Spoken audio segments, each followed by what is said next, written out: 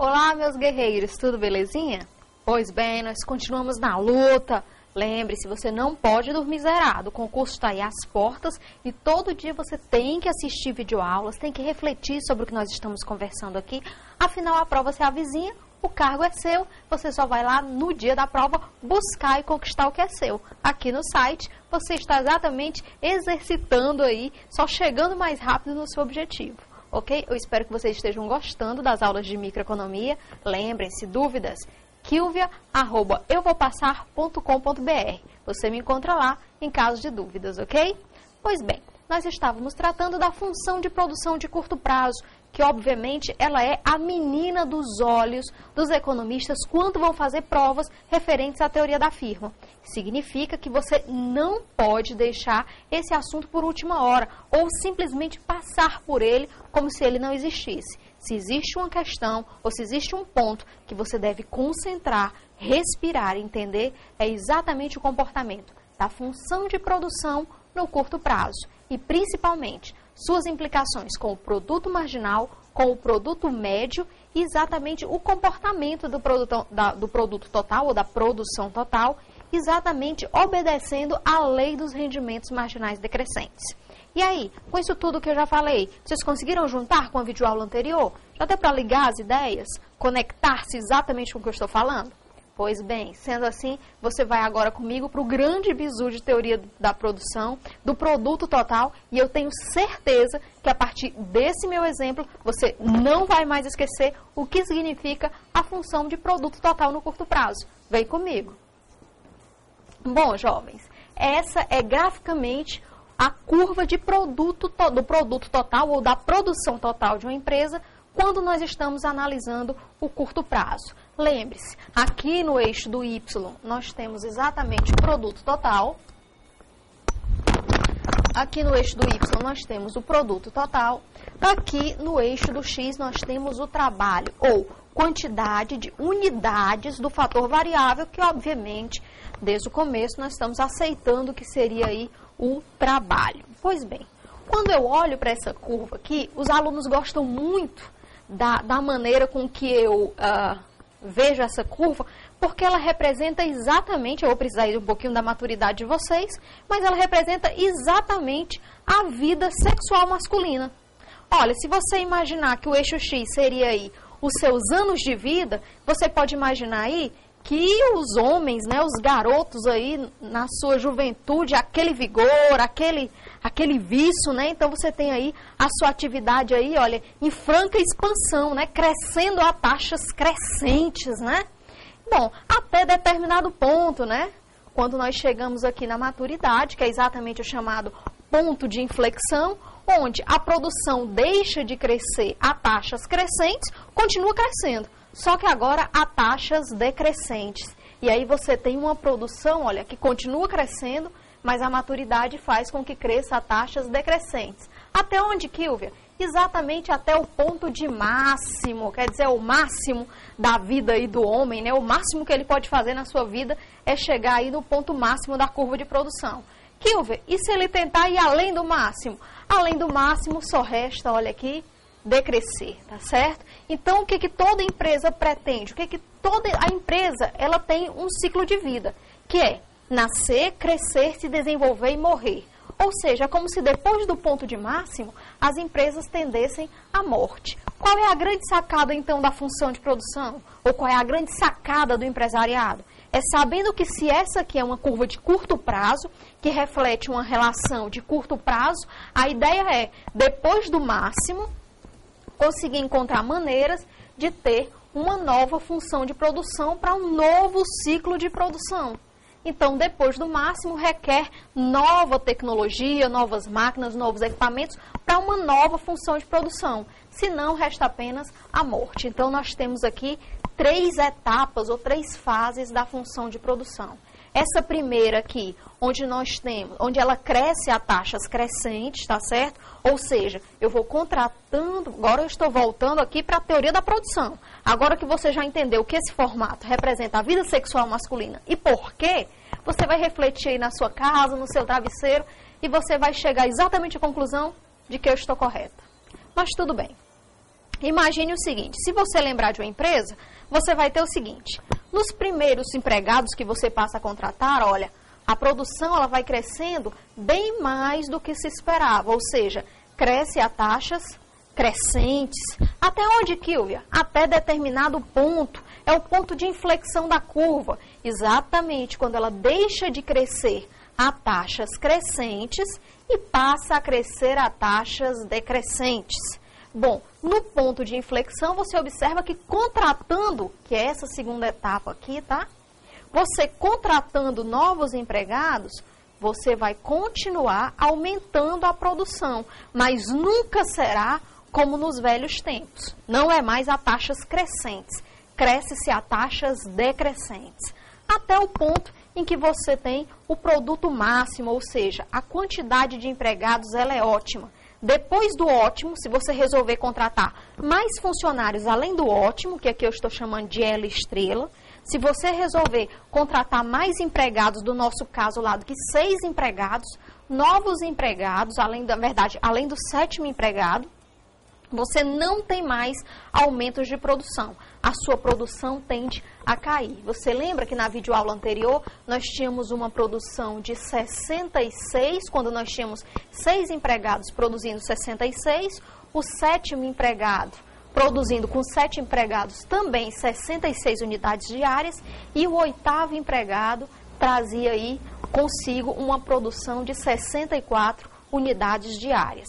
Isso significa, meu amigo, que se depois do máximo você continuar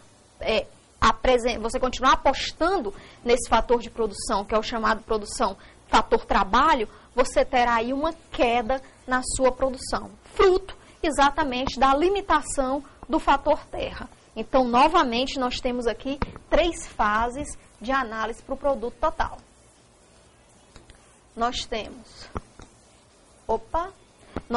aqui a etapa 1, que ela ocorre exatamente quando nós temos aí, olha aqui, a curva cresce a taxas crescentes. Nós temos a etapa 2, quando a produção continua crescendo, é após o ponto de inflexão. A função continua crescendo, só que agora a taxas decrescentes. E você tem aqui a área 3, que é aquela que não adiantam novas contratações, porque contratar além da quantidade ideal fará com que a produção total da empresa caia. Então, obviamente, o pessoal aí da engenharia, da matemática, vai entender que para esse formato de função de produção, na verdade, o que acontece são as inclinações de derivada, olha, a curva cada vez mais inclinada, vai mostrar que a produção continua crescendo, ou seja, a curva vai continuar mais inclinada. Ora, também via derivada, nós observamos que depois da inflexão, a curva deixa de crescer a taxas crescentes e passa a crescer a taxas decrescentes, e as derivadas nesses pontos também elas começam a ser afetadas. Pois bem, lembre o seguinte, essa aqui é apenas a função de produção. Isso aqui em termos de produto total, mas ainda existe o impacto deste produto total nos produtos médio e marginal. Bom, isso é o que nós vamos ver no próximo slide. Eu vou trazer à memória de vocês os conceitos que eu já tinha dito de maneira bem rudimentar na videoaula anterior, que é exatamente a ideia de produto médio e de produto marginal. Produto médio do trabalho, por quê? Porque nós estamos aumentando o número de trabalhadores. Produto marginal do trabalho, por quê? Porque estão sendo aumentados ou estamos considerando o número de trabalhadores. Bom, então, produto médio do trabalho. Nós temos aqui um probleminha técnico aqui. Vamos colocar as definições corretamente. Então, nós temos aqui o seguinte: o produto médio por trabalhador. O produto médio por trabalhador, você pega o produto total ou a produção total e divide pelo número de trabalhadores que você tem na sua empresa. Então, o produto médio é a relação entre o produto total e o número de trabalhadores utilizados na produção, que matematicamente é isso, e numericamente eu já resolvi para vocês, eu já mostrei para vocês naquele exemplo lá das costureiras. Pois bem, E aí, obviamente, é a última coluna daquela tabela anterior. Já o produto marginal também mostrei para vocês. E ele vai tratar exatamente das variações no produto total, fruto de variações no número de trabalhadores que você tem empregados no seu processo produtivo. Bom, então o produto marginal do trabalho nada mais é do que a variação do produto e ela derivada da variação no emprego, que é exatamente o fator trabalho. Ou seja, nós temos aí o produto marginal exatamente representando aquelas inclinações, aquelas derivadas da função de produção. Isso aí é um assunto aí para a turma da matemática. Eu não vou me aprofundar com questões matemáticas, porque o nosso objetivo é matar questões. E como esse assunto ele é bem mais universal, nós vamos tratar o que há de mais importante no assunto e o que pode ser objeto de cobrança da Sesgran-Rio. Muito bem. A coluna 5, que é a de uma próxima tabela que eu vou mostrar para você, vai exatamente mostrar o produto marginal em termos de variação. Ou seja, o produto marginal, nós vamos observar que inicialmente ele cresce, atinge o máximo e aí passa a cair. Lembrando novamente que o produto médio, ele é o produto total dividido pelo número de trabalhadores e o produto marginal, ele trata de variações, de inclinações, variação no produto total, fruto ou dividido pela variação do número de trabalhadores. Muito bem, passando agora para o próximo gráfico. E esse aí, onde os 3 estágios estão, é nesse gráfico que você tem que concentrar suas atenções nos próximos dias. Isso deve ser questão de prova, isso deve ser cobrado pela Sesgran-Rio. Em caso de questões que tratem desse assunto, teoria da firma, deve ser cobrada alguma coisa em relação às variações, o comportamento do produto total e seus rebatimentos, suas implicações no produto marginal e no produto médio. Pois bem, novamente nós temos aqui a curva de produto total. Você está observando, seguindo aqui comigo. Pois bem, nós temos 3 pontos importantes. Nós temos aqui o ponto de inflexão, que é quando a curva deixa de crescer a taxas crescentes e passa a crescer a taxas decrescentes. E nós temos aqui um segundo ponto importante. Que ponto é esse, Kilvia? É o ponto que se nós tivermos uma reta de 45 graus partindo da origem, essa reta de 45 graus, ela tangenciará a curva de produção em um determinado ponto. E esse ponto, ele tem implicações importantíssimas lá no produto médio e no produto marginal. E aí nós temos, e é exatamente nesse ponto que vai começar o segundo estágio de produção. O ponto A, que é o ponto de inflexão, é importante, mas não é ele que define o segundo estágio, hein? Quem define o segundo estágio é o ponto B. E existe aí o ponto C, que é exatamente o produto, é onde nós temos o produto máximo. Partindo para as implicações, nós temos o seguinte. Bem, me acompanhe aqui.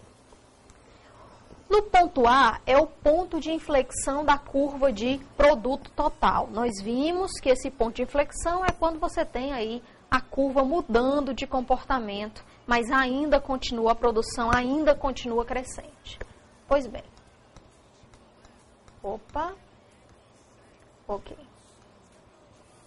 Nós temos aqui então, quando a curva de produção encontra-se no seu ponto de inflexão, a curva de produto marginal, que é essa aqui, o produto marginal encontra-se no seu ponto de máximo. Gente, isso é importantíssimo. É isso que as bancas, elas querem saber de você.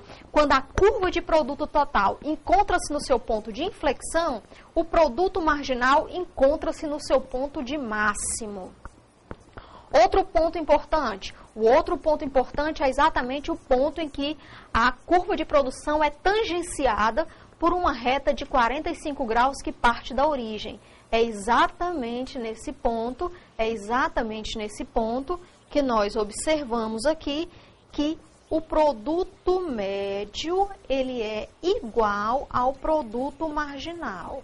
Pois bem, Um terceiro ponto importantíssimo para nós, então, passa a ser o ponto C, que é o ponto de máximo. Quando a produção atinge o seu máximo, nós observamos que o produto marginal é zero. O produto marginal é zero no ponto em que você tem o máximo do produto total. São 3 informações importantíssimas, sempre cobradas em concursos onde esse assunto cai. Você que estuda aqui pelo Eu Vou Passar, a mais do que atento aí, estou chamando a atenção de vocês, vocês estão aí avisados, bem mais do que avisados, em relação aos concorrentes. Então, lembra comigo o seguinte, produto total no longo prazo, ou teoria da produção no curto prazo, óbvio, é aquele assunto que vale a pena revisar até mesmo na véspera da prova. Você vai ficar comigo e eu ainda vou explicar mais uma vez, agora de maneira bem mais light, mas bem mais delicada, o comportamento do produto total. Fica comigo, na próxima videoaula nós continuaremos tratando desse assunto. Um abraço.